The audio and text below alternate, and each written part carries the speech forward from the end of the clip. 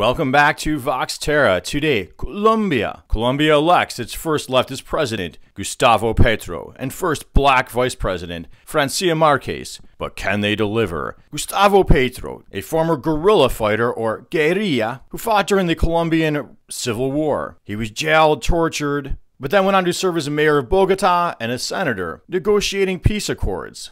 And for our purposes, we want to focus on his strong environmental platform. I looked at EcoWatch, Democracy Now!, but also his official website, which is in Spanish, but you can use Google Translate. He describes his platform as wanting to build an economy for life, more harmonious with nature, making capitalism more accessible or democratic, as he calls it, for average people, and greener. Protecting rainforests, supporting locally based or regionally based agriculture that is also regenerative and renewing, not dependent on foreign imports of food, aiming for a circular or a zero waste economy. And I want to point out that circular economy or that zero waste economy and the protecting of the rainforests, because so many who have been tricked, in my opinion, by the reckless elements of the fossil fuel industry like to say, oh, this climate change stuff is all a big scam. Well, where's the scam in zero waste? They tend to focus on renewable energy, which is also part of his platform. He also calls for greener, more humane cities, healthcare for all, extending education, including job training, which I believe also has green benefits or a green bent,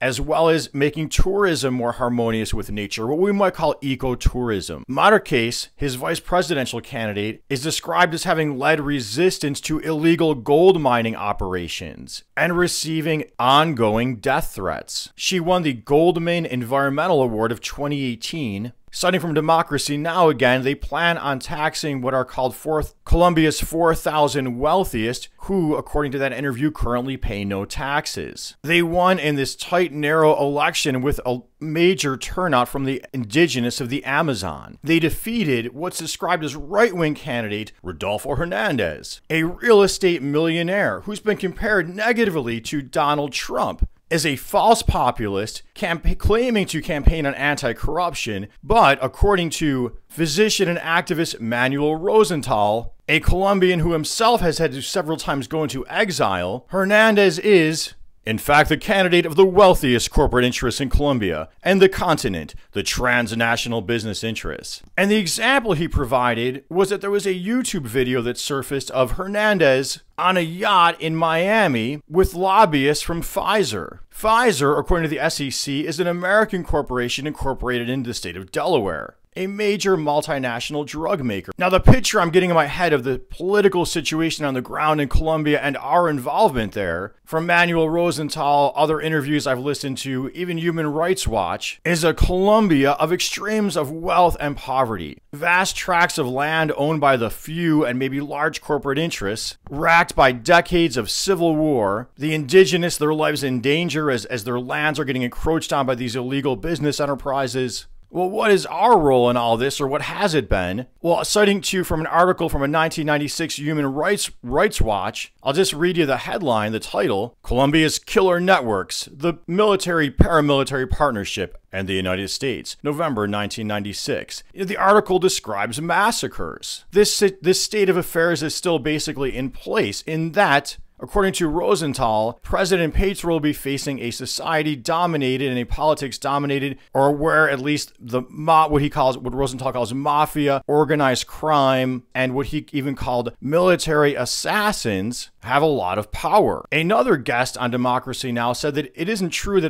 exactly true that Petro is the first leftist, what they call leftist, to be elected, but rather he's the first one not to be assassinated before he won. But Rosenthal's point in describing the political situation in Colombia and all of these paramilitaries and mafia is to say little will change unless the people are organized and are mobilizing for that change. So that's a lesson for any country. And if you're an American and if you're a Democratic Party voter, well, think about that choice you had between Bernie Sanders and his Green New Deal, where many people were organized organized and mobilized to get out there and push for this transition towards a greener, less toxic economy. And Joe Biden's Build Back Better. But what if you don't like everything about the left? What if there's some things that just rub you wrong about it? So it's hard for you to be excited about this victory, even though he has this great environmental platform. Well, this is some great points that Petro made in a 2018 interview on Democracy Now! And I'm going to quote parts of that interview. "I no longer divide politics into left and right. Today, politics is divided between the politics of life and the politics of death." Wow, the politics of life and the politics of death.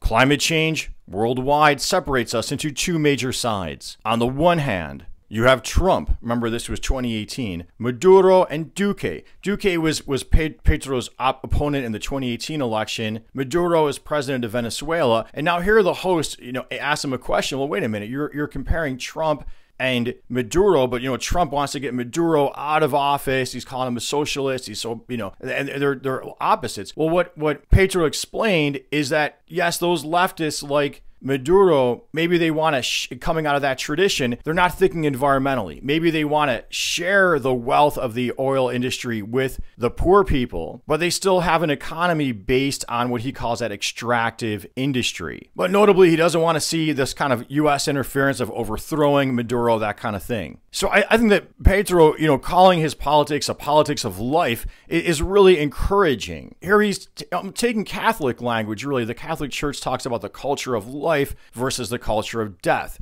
And what I think Petro is doing is saying, hey, we're encompassing these aspects of the church that are concerned about the environment, concerned about the poor. Now, there's going to be disagreement over other aspects of the church between these people who identify as left and right. But on this one, he's saying, hey, here we're harmonious with the church's stance. And I think a really big important lesson is that Petro won. It was a squeaker, but he won. And how much of that had to do with his language saying he's going beyond left-right thinking? How much of that had to do with saying, hey, we're destroying our environment to earn a living? That's irrational. That's my words. So here I see Democrats who are, and we're going to the United States now. In the United States, I see Democrats who tend to be more responsive to these environmental issues, but they don't campaign on them, rarely. And when they do, they don't do it in this kind of way of they're standing up to these industries, except for Bernie and people like him. Well, everyone, I believe, or most people, regardless of how they feel about the left on other issues, have this sense of we are pumping our biosphere, our living habitat, full of carcinogens and greenhouse gases and toxins and particulate matter, and that we're all trapped in this system of sell, buy, sell, need it or don't.